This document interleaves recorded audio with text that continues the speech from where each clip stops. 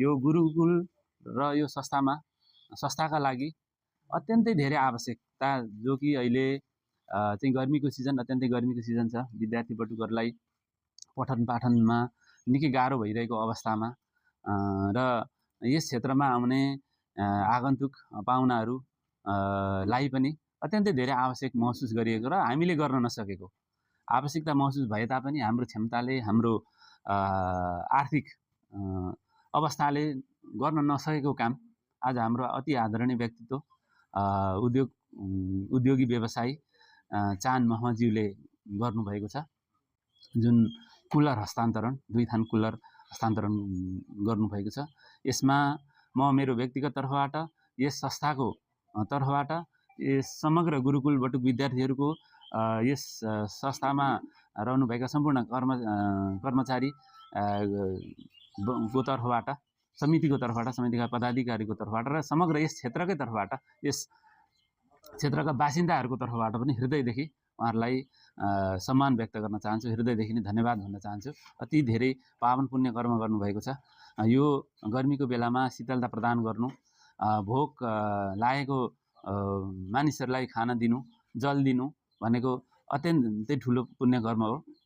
हाम्रो संस्कार, हाम्रो संस्कृतिले यही सिकाएको छ र यस्तो पावन कार्य जुन उहाँले गर्नुभयो र त्यसमा पनि यस क्षेत्रलाई, यो गुरुकुललाई, यस मन्दिरलाई दान दिने जुन निर्णय गर्नुभएको छ, यसमा उहाँ अत्यन्तै धेरै ठुलो हृदय लिएर अत्यन्तै महान कर्म गर्नुभएको छ।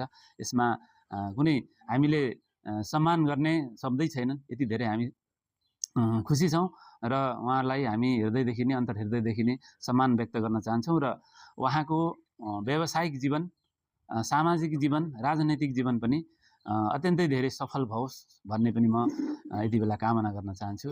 र उहाँले जुन इच्छा राखेर यो सत्कर्म गर्नुभएको छ र जुन उहाँको इच्छा मनोकामनाहरू पूर्ण हुन् भन्ने म शुभकामना, शुभेच्छा पनि व्यक्त गर्न चाहन्छु। र वास्तवमा मानव जीवन भएर गर्ने यस्तै सत्कर्म नै हो र आफूले गरेको सत्कर्म सही ठाउँमा गरियो भने पक्कै पनि त्यसको प्रतिफल आउँछ। यो आध्यात्मिक क्षेत्र हो। आध्यात्मिकमा उहाँ अत्यन्तै धेरै धार्मिक पनि हुनुभएको मैले यो कार्यबाट महसुस गरेको छु।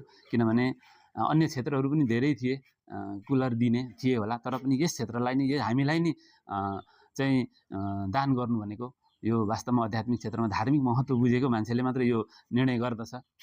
त्यसो भएको हुनाले म अत्यन्तै धेरै खुसी छु। आज हामीले चाहिँ उहाँलाई यस क्षेत्रमा चाहिँ सम्मान गर्न पायौँ। उहाँले जुन सत्कर्म गर्नुभएको छ, यो सत्कर्मको हामीले पनि चाहिँ यही शब्दद्वारा नै सम्मान गर्ने हो, अरू त हामी केही गर्न सक्दैनौँ। त्यसमा पनि यो क्षेत्र झापा जिल्लाको मात्रै नभएर एउटा नेपालको एउटा सम्पदाको रूपमा पछिल्लो समय अगाडि बढिरहेको छ। किनभने यो ऐतिहासिक पावन भूमि हो। यो चाहिँ ऐतिहासिक महत्त्वको पुरातात्विक क्षेत्र, पुरातात्विक महत्त्वको सम्पदा भनेर पुरातत्व विभागले पनि सूचीकृत गरिसकेको एउटा हाम्रो यो निधि हो, हाम्रो सम्पत्ति हो। यो झापा जिल्लाकै एउटा गहना हो, बारादशीको त पहिचान हो। किनभने यस क्षेत्रकै नामबाट बारादशी गाउँपालिका पनि नामाकरण भएको छ। त्यस्तो पावन क्षेत्रमा हामी उपस्थित भएका छौँ र यस्तो पावन क्षेत्रमा विभिन्न समयमा हुने गरेका धार्मिक गतिविधिहरू गर्नको लागि हामीलाई यस्ता उपकरणहरूले अत्यन्तै धेरै ठुलो सहयोग पुग्ने हामीले विश्वास लिएका छौँ। र यस्तो समयमा, यो गर्मीको समयमा जुन उहाँले जुन यो कुलर, चिसो बनाउने, वातानुकूलित बनाउने जुन एउटा यो उपकरण छ, यसले जसरी शीतलता प्रदान गर्दै जान्छ त्यसरी नै उहाँको व्यावसायिक जीवन, सामाजिक जीवन, राजनैतिक जीवन पनि त्यसरी नै फलेर फस्टाएर अगाडि बढ्ने नै छ भन्ने म शुभकामना व्यक्त गर्न चाहन्छु र बलोस् भन्ने म यिनै भोलेनाथसँग प्रार्थना पनि गर्न चाहन्छु। फेरि पनि